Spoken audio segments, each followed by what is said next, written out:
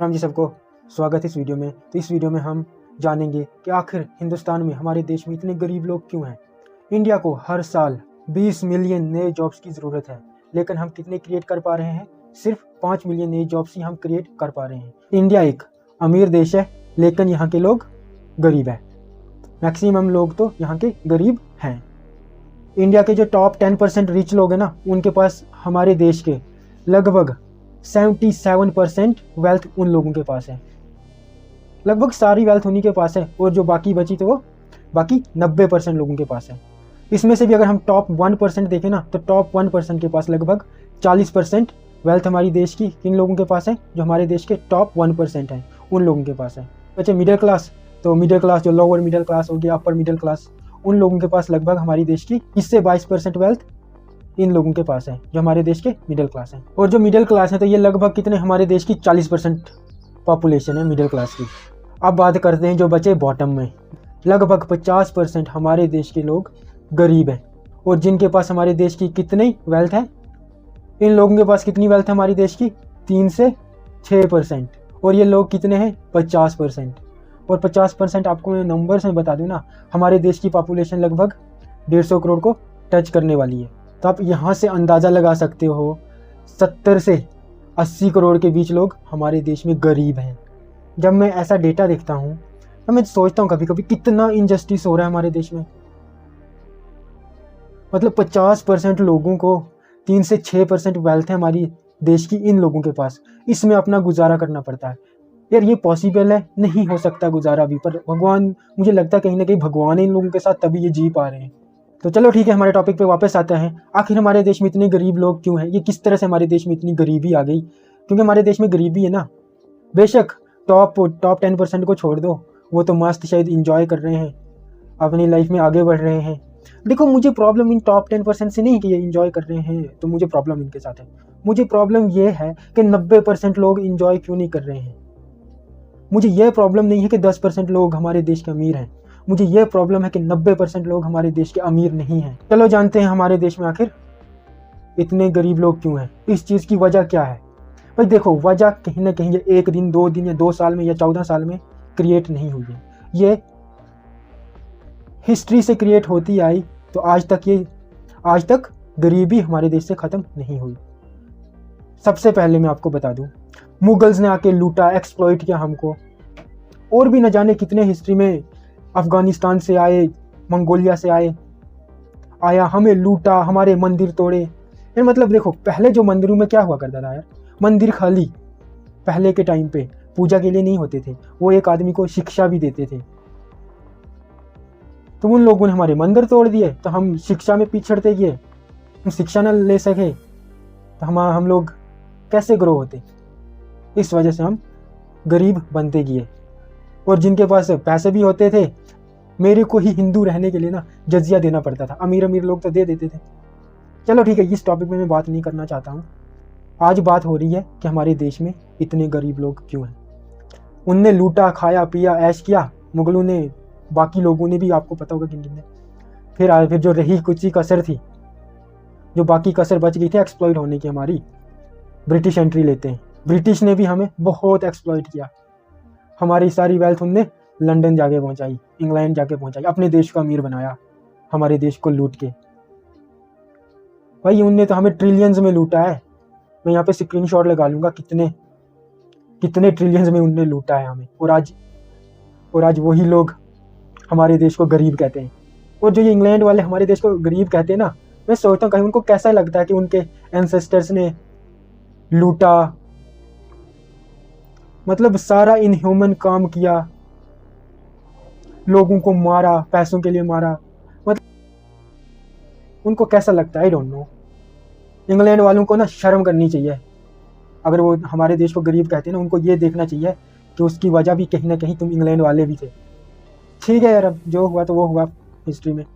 अब दूसरा रीज़न क्या था, हमारे देश में गरीबी क्यों थी, क्यों बढ़ने लगी हमारे देश में गरीबी? भाई कास्ट सिस्टम।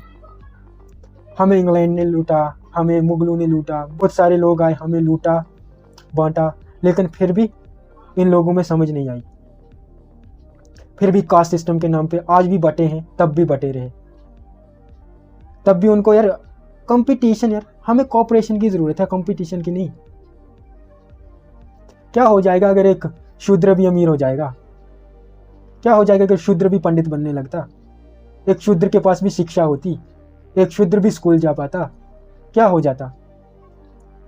भाई इन जातिवादियों ने तो एक और कास्ट निकाल दी थी, आउटकास्ट कर लिया लोगों को, अनटचेबल्स तक बना दिए। तो किस तरह से कोई समाज, कोई देश अमीर हो सकता है? उस देश के लोग किस तरह से अमीर हो सकते हैं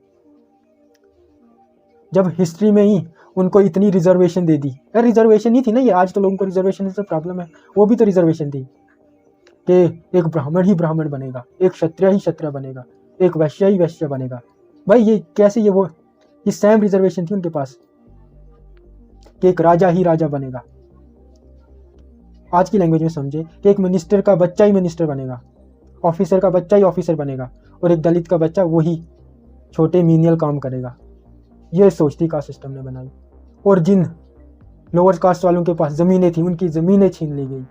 उन्हें अपने 2 टाइम का खाना खाने के लिए छोटे छोटे काम करने पड़े। उनकी दिहाड़ी 2 टाइम का खाना हुआ करती थी। भाई देश में गरीबी नहीं बढ़ती तो और क्या होता है? क्या पता अगर उनको तब मौका दिया होता, क्या पता आज बहुत सारी इनोवेशंस ये लोअर कास्ट वाले करते। लेकिन उनके आइडियाज़ को ही मार दिया जाता। अगर उनके पास रिसोर्सेज ही नहीं होते थे तो आइडियाज़ तो इम्प्लीमेंट तो दूर की बात वो कर पाते। और लोअर कास्ट वालों को एजुकेशन का हक नहीं था। तीसरा पॉइंट क्या है? Over population. हमारे देश की पॉपुलेशन अब लगभग 150 करोड़ को टच करने वाली है। 5-10 साल में आपको गुड न्यूज़ मिल जाएगी, अब इंडिया की 150 करोड़ पॉपुलेशन हो गई।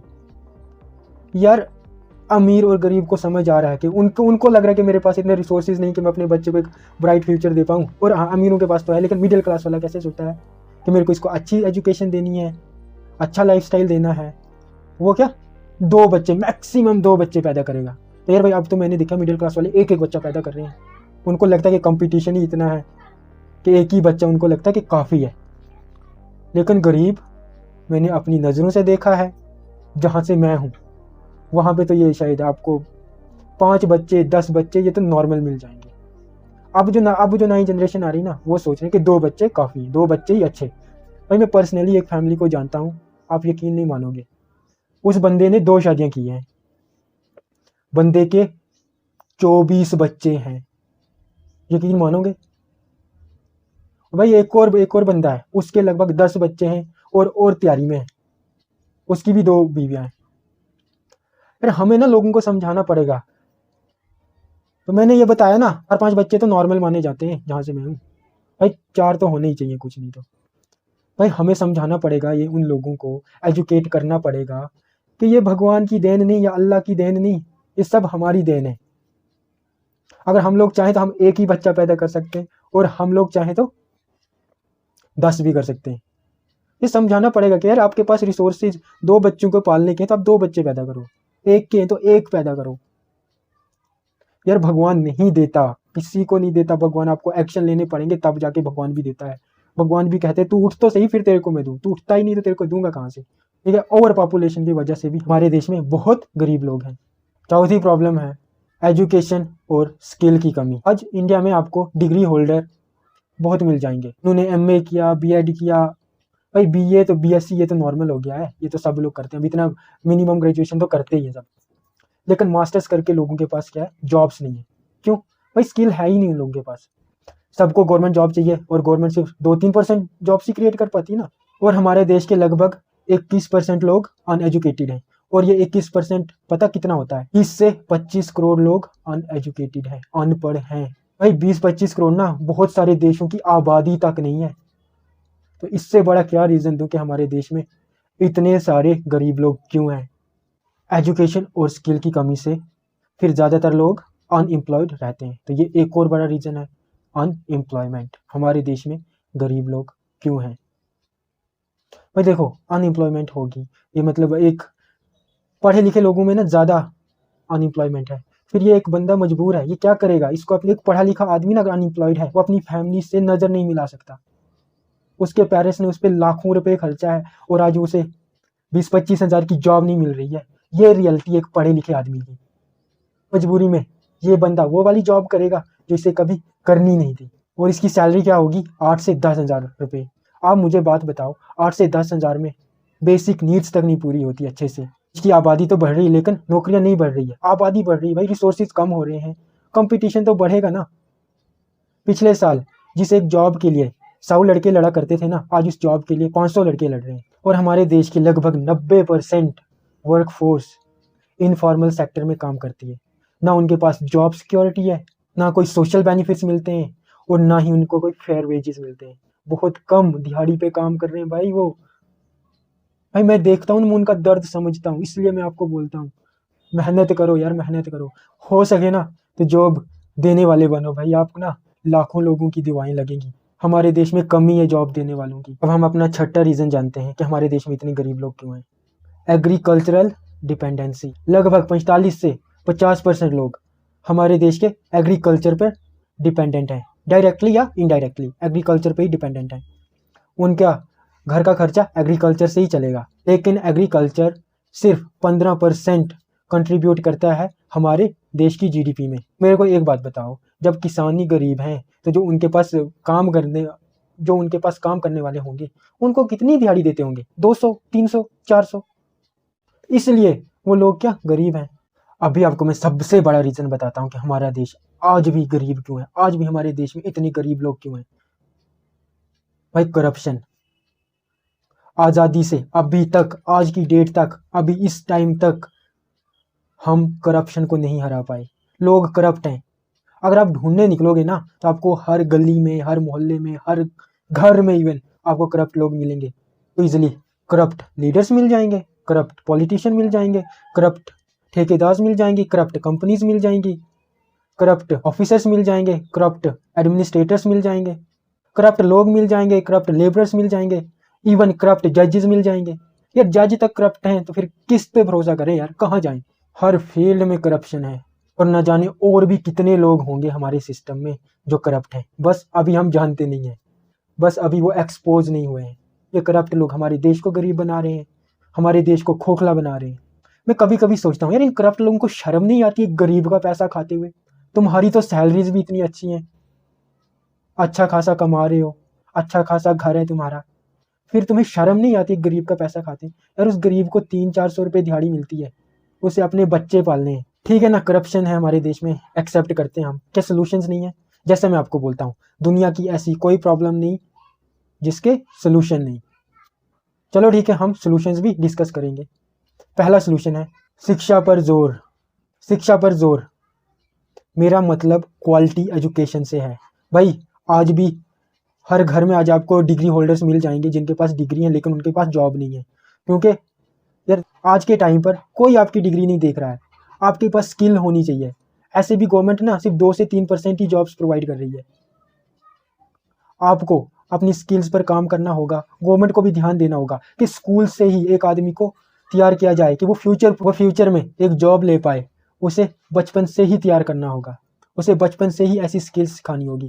क्वालिटी एजुकेशन देनी होगी। मेरी ये रिक्वेस्ट है गवर्नमेंट से। अनएम्प्लॉयमेंट को हमें रिप्लेस करना होगा एम्प्लॉयमेंट से।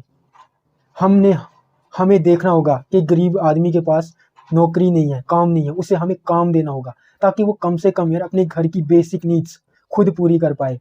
उसे मत दो तुम फ्री की राशन, उसे तुम काम दो। यार एक आदमी काम ढूंढता है क्योंकि यार उसे कुछ तो लगे कि उसने कुछ ज़िंदगी में किया, उसने आज दिन में कुछ किया।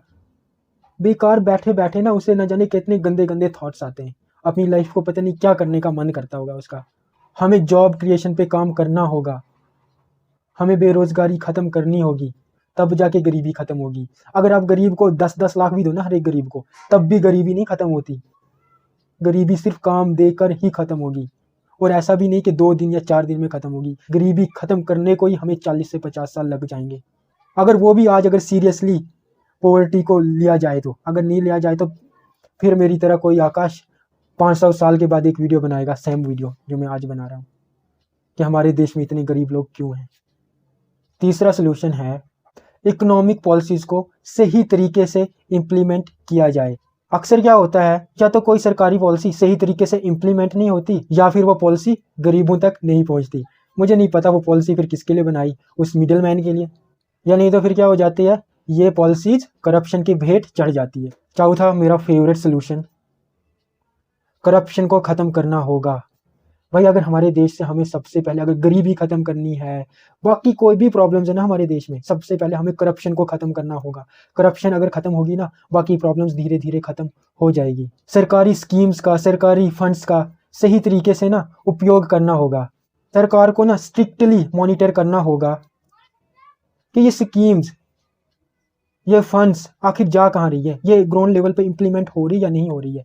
जैसे मोदी जी ने ना, एक काम मुझे बहुत प्यारा लगता है मोदी जी का, digitalization. I personally support digitalization, क्योंकि डिजिटलाइजेशन ने ना करप्शन बहुत कम कर लिया है। लेकिन जो ये मिडल मैन है, इनने ना कोई तरीका ढूंढ लिया है कि हम किस तरह से करप्शन कर सकते हैं। गवर्नमेंट को ना कुछ और इफेक्टिवली, कुछ यार जैसे किसी करप्ट लीडर को, करप्ट लोगों को ना कोई खतरनाक पनिशमेंट दे दे, जो करप्ट लोग ना कुछ सबक सीख पाए, तो वो फिर करप्शन के बारे में सोचे तक नहीं। जैसे ये करप्ट लोग क्या करते हैं, जैसे मैं एक एग्जांपल दे रहा हूँ, कहीं गांव के लिए एक वॉशरूम आया, तो उसने क्या, एक मतलब किसी के घर के लिए आया होगा ना, तो उसने उससे बात की कि वॉशरूम का 1 लाख रुपये आया है, आपको वॉशरूम बनाना है तो आपको 1 लाख रुपये मिलेगा। तो वो आदमी कहता मेरे पास तो वॉशरूम ऑलरेडी है। तो करप्ट बंदा क्या करेगा, तो चलो ठीक है, आपको क्या थोड़ी फाउंडेशन कहीं निकाल देना, तो बाद में हम यही इस वॉशरूम को आप थोड़ा पेंट कर लेना, मतलब 5-10 हज़ार वो आदमी खर्चा कर लेता है। तो ये आदमी 1 लाख रुपये पड़ेगा, तो जिसमें से आपको 50 हज़ार मुझे देना, तो 50 हज़ार आपको।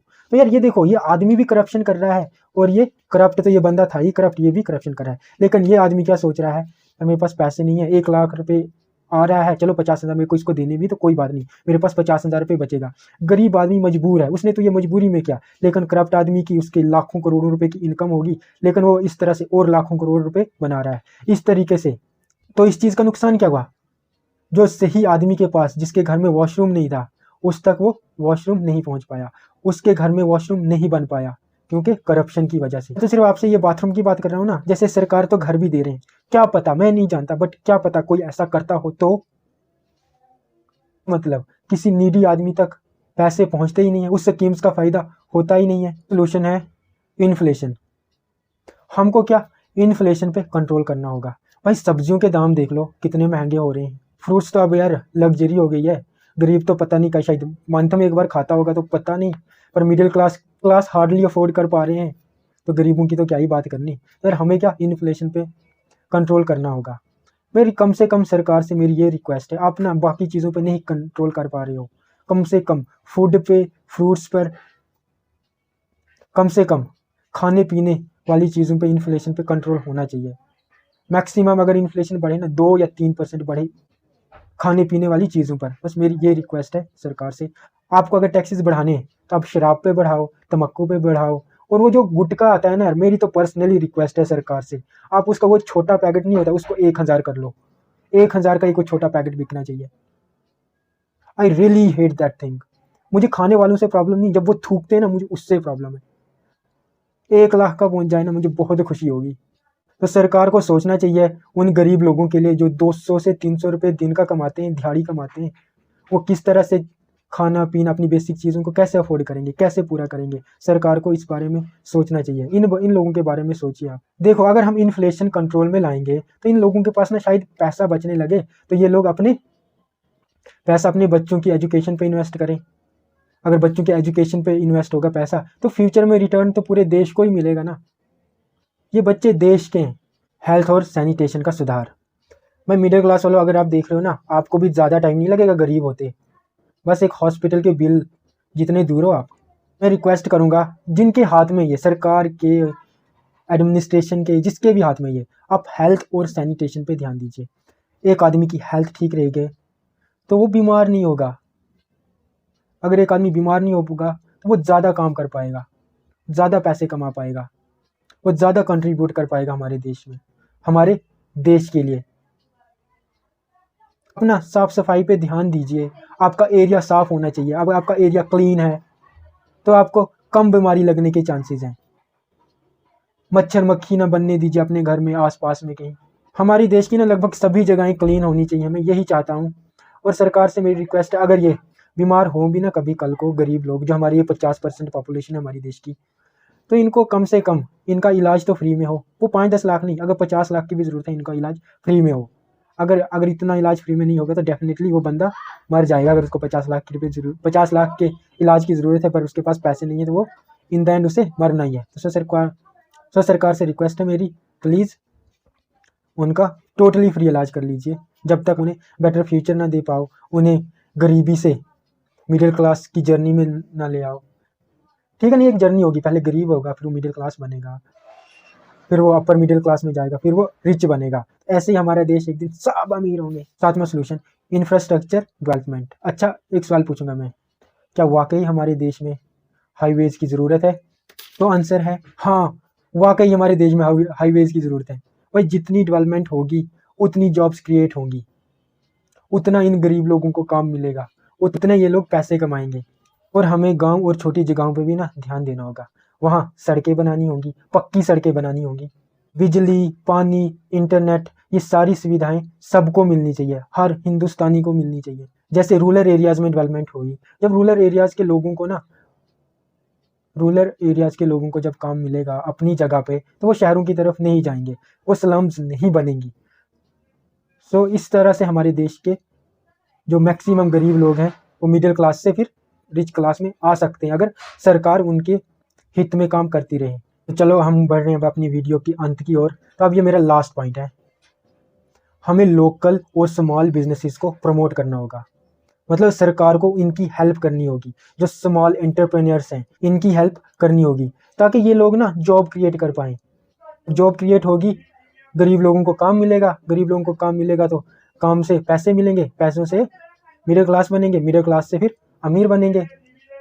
इवन हमारे पेरेंट्स नहीं चाहते कि हम बिजनेस करें, क्योंकि उनका माइंडसेट वैसा है, का इन्वायरमेंट तब वैसा था कि बिजनेस फेल हो रहे हैं। लेकिन हमें क्या बचपन से ही, क्योंकि देखो यार, अब 30-35 वाले साल के बंदे में भी कॉन्फिडेंस नहीं होगा कि मैं बिजनेस कर पाऊंगा, मैं शायद एक सक्सेसफुल बिजनेस बना पाऊंगा। लेकिन हमें क्या करना होगा कि बचपन से ही उसको कोई सब्जेक्ट पढ़ाएं बच्चे को, कि उसको ना एक बिजनेस ओरिएंटेड बनाएं। वो बड़ा होके एक ऐसा आदमी बने कि वो जॉब देने वाला बने, ना कि जॉब ढूंढने वाला। आज मैक्सिमम क्या हाल है हमारे हिंदुस्तान में, सबको जॉब करनी है पर जॉब देने वाले बहुत कम है। क्योंकि ना, इसकी वजह ये नहीं कि वो लोग गलत हैं, नहीं, इसकी वजह है क्योंकि उनको वैसा इन्वायरमेंट नहीं मिला, उनको वैसे रिसोर्सेज नहीं मिले, उनको वैसी पढ़ाई नहीं मिली, उनको वैसी एजुकेशन नहीं मिली। तो जब हम एक आदमी को स्किलफुल बनाएंगे, हमें अब क्या ज़्यादा स्किल्स पे काम करना होगा, एक बंदे को बिजनेस ओरिएंटेड बनाना होगा बचपन से ही, ताकि वो बड़ा होके हमारे इंडिया में जॉब्स क्रिएट कर पाए। ऐसे और भी बहुत सारे सॉल्यूशंस होंगे जो आपके मन में होंगे, प्लीज़ मुझे ज़रूर कमेंट में बताएं आपको क्या लगता है कि किस तरह से हमारे देश की गरीब लोग हैं जो, इनको किस तरह से अपलिफ्ट किया जा सकता है। आप ज़रूर कमेंट में बताइए मुझे। इस वीडियो में इतना ही, देश के लिए कंट्रीब्यूट करते रहिए। जय हिंद, वंदे मातरम।